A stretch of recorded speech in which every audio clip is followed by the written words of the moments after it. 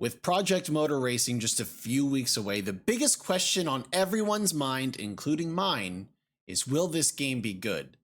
And while we haven't had too much more info than what we already know from things like Sim Expo and the videos that we've been given as the partners and the other things that we've seen, I did manage to actually catch a video from Overtake _GG over on YouTube, and I will be using their video as reference for things that we can kind of go over and discuss in terms of what looks good, what we might have concerns about, and all that jazz. So most of the footage you're going to see in this YouTube video, I'm going to give credit to Overtake GG. It is their videos, but I'm going to be talking about their videos and footage and giving my own personal opinions. And I will try to do everything in my power to remember to link the channel and videos down below. If I don't, somebody yell at me so I can make sure that these wonderful folks get the credit that they deserve. So without further ado, let's take a look at the video that they've got and dive right in. Okay, so one of the first things I want to talk about with this video, and not even really talk about, but I just want you to listen. We're going to listen to the sounds of this game because let me tell you, I've seen several videos now of the audio for the cars and the track and how it sounds driving. And I know good audio doesn't make a good game, but my God, does it just tickles me a little bit in the bits that like to be tickled. So just take a moment and admire this audio with me.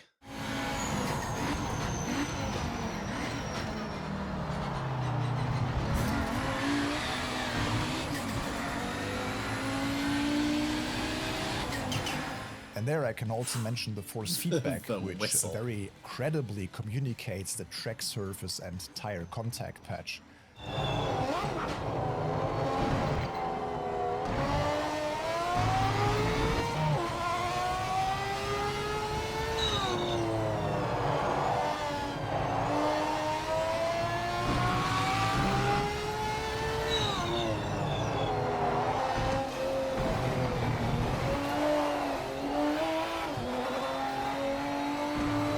The Mercedes-Benz CLK LM is a truly spectacular car to drive as well. You can watch full uncut clips of races featuring this car on this channel over the next couple of days, by the way.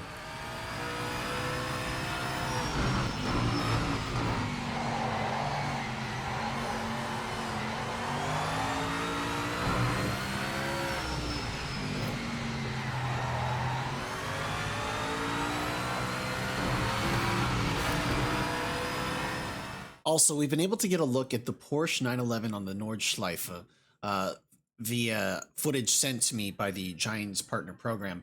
So not only do we get to see the beauty of the Nordschleife, first of all, but we also get to hear just how beautiful this Porsche sounds. So take a look at this footage with me real quick, and we can kind of look at things and evaluate as well for the purposes of the video.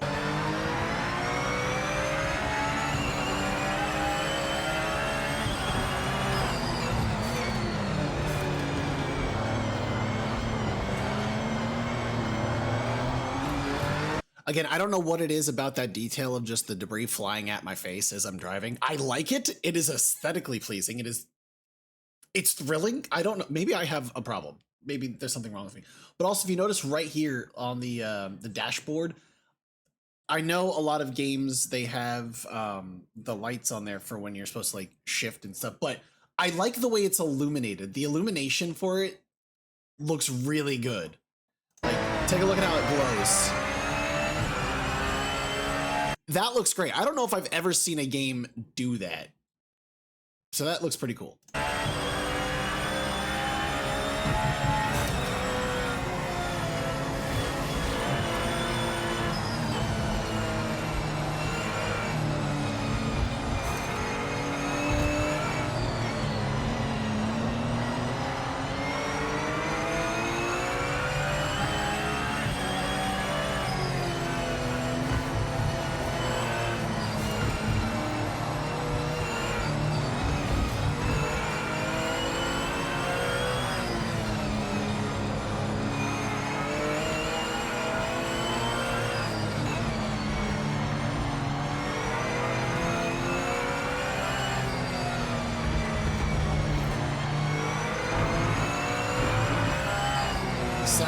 detail is still really nice.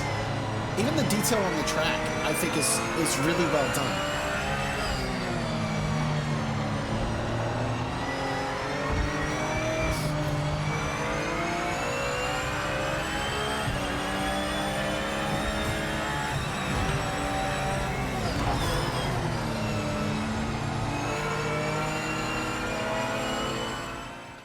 Yeah, it looks good in my opinion. I feel like it's a very good looking game. Um, and I hope it feels just as good as it looks to play. And I hope that it's not too wonky in terms of the AI. I'm also very excited for the expanding dynamic evolving tracks. You know, that's got seasonal changes, the weather changes, the way that the water piles up in corners and guts and gutters, gutter guts. Good word, good English, very good. Although I do hope it doesn't feel like it did in Project Cars 2, where if you hit a puddle, because I remember I was in the Guinetas, I hit the puddle and it was just pulling me, constantly pulling me. And I don't know if that's normal with race cars on tracks that have puddles. I've never driven a race car, so I can't say for certain, but I felt like that was more on the extreme side. So I'm hoping maybe that if that's not realistic, that that's dialed back to a more realistic level or a more subtle level that still provides a bit of a pull, like it did in Forza Motorsport 7, but not something drastic where I'm like trying to having the wheel ripped out of my hands. And speaking of, by the way, really quick, if I could get you guys attention to help me out here, I mentioned earlier I'm part of the Giants Partner Program for Project Motor Racing. I have a link down below in the description. If you guys click that link, it'll take you to the page where you can purchase the game using my code. Now, it doesn't give you a discount, sadly, but it does help me out a lot. It helps me gain some revenue and some perks and some stuff that I'm going to be able to give back to the community later on down the line. So if you feel like helping your boy out and clicking that link to purchase your copy of Project Motor Racing, it would mean the world to me. It is down below in the description. I would greatly appreciate it because personally, I would love to be able to get more to give back to everybody else because that's what it's all about for me. I like giving. Once I get things, I like to give back because it feels good. Okay, so with all the audio in mind, it definitely sounds fantastic. I think all the cars, they sound really crisp. They sound probably more realistic than a lot of the cars that I've ever driven in most racing games. Like even in Forza, the cars sometimes sound a little artificial. It's not bad sound design at all in Forza, but they don't always sound believable.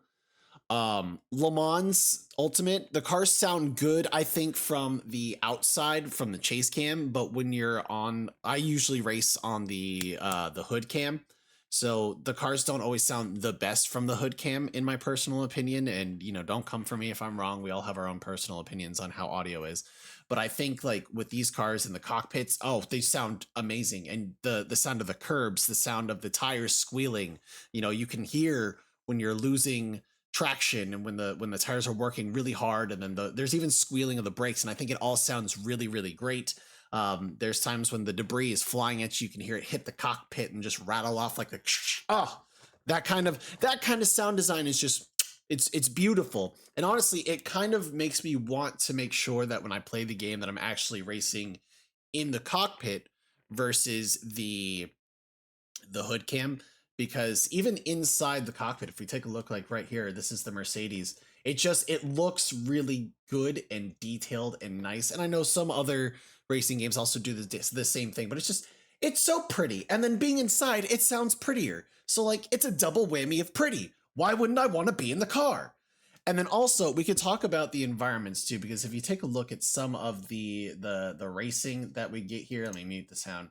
Some of the racing that we get here, the environments, the game doesn't look bad. The game looks pretty solid in terms of aesthetics. It is very much reminiscent of the Project Cars 2, the environmental design, graphical design.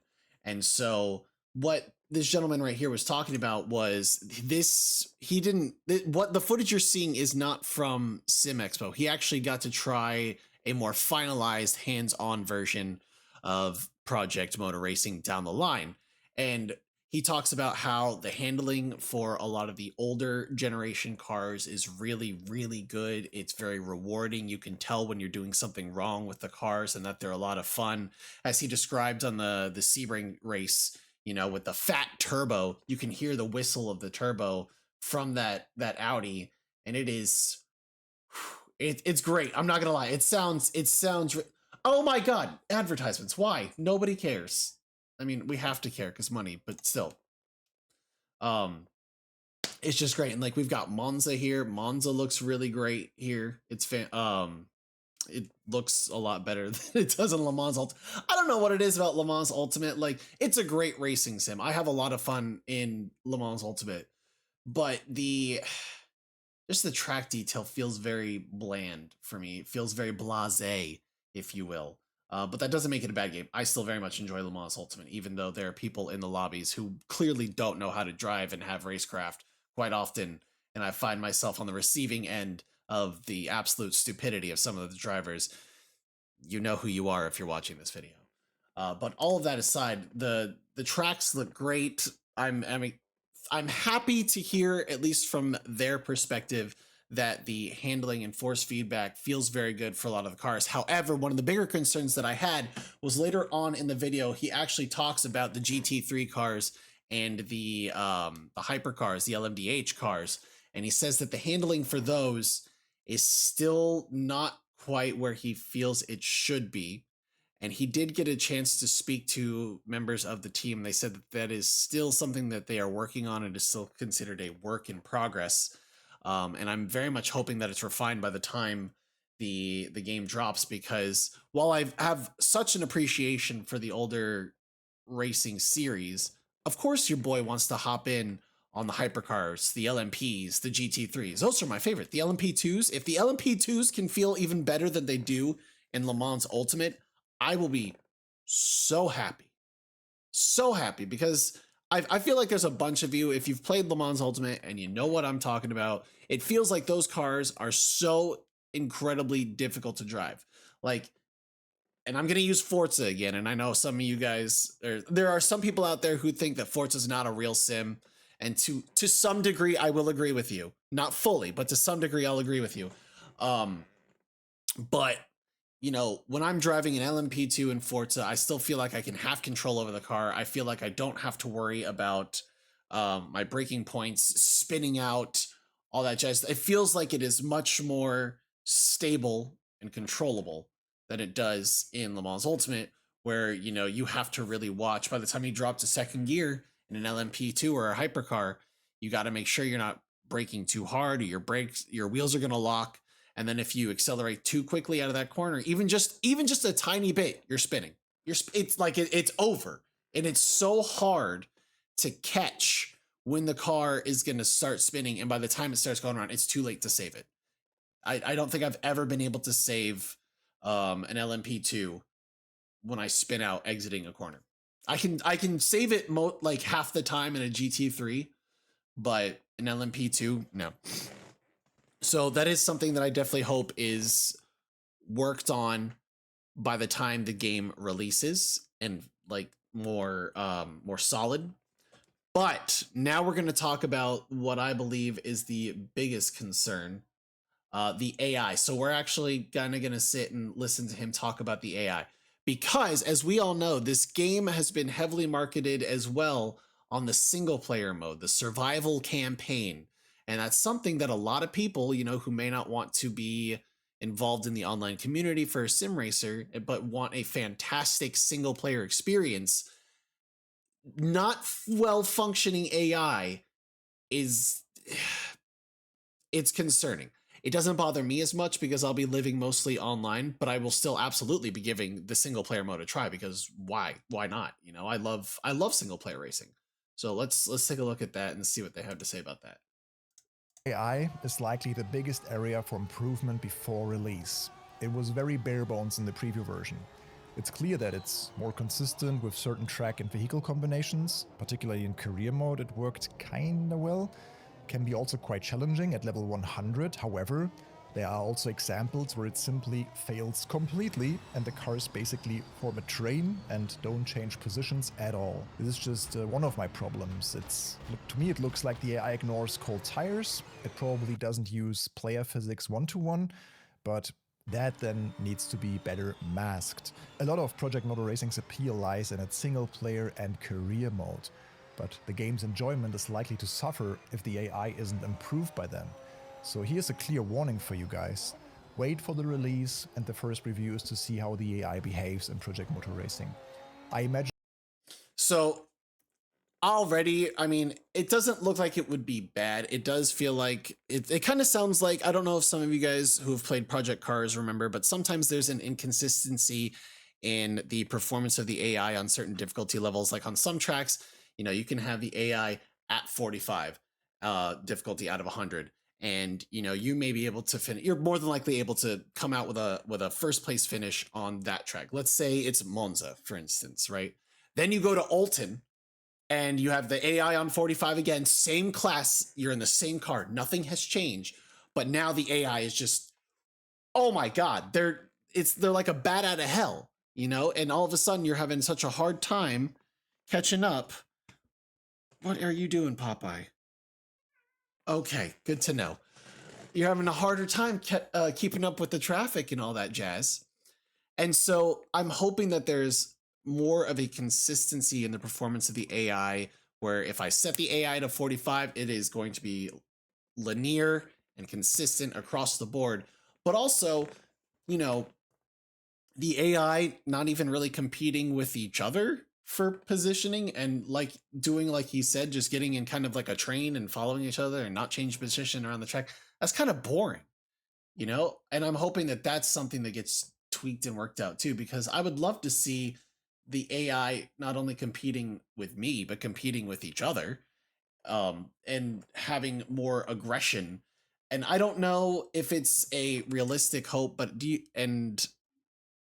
guys remember when the Xbox One came out and they talked about the Drivatar system in Forza Motorsport? And yes, again, I'm going back to Forza Motorsport because it's one of the few sims that I've had the most time in. But they talked about how the Drivatars will kind of adapt data from how you drive. And so when you load into your friend's game, or your Drivatar's data loads into a friend's game, that Drivatar is going to drive exactly how you drive um, against your friends.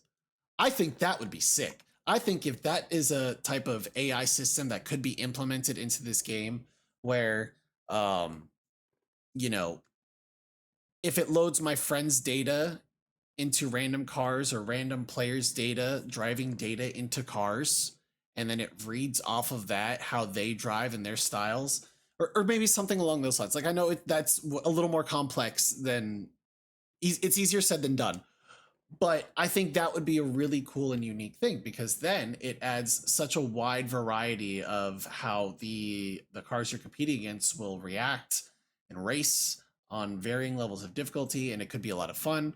Um, but just, I want AI that feels semi-real, but still is balanceable, if that makes sense. I hope that makes sense. Sometimes words come into my head that don't make sense, and I try to spew them out of my mouth.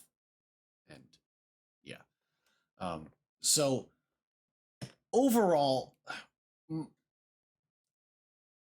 I'm still leaning more towards a positive outlook on the game and how it's going to be. The career mode is also something that you got to be really careful with. Because apparently what he was saying in his video is that he started up the career mode and he bought a GT3 car and then immediately had no money to compete at all for any of the events whatsoever. So he had a super pretty GT3 car sitting in his garage, but he couldn't race with it.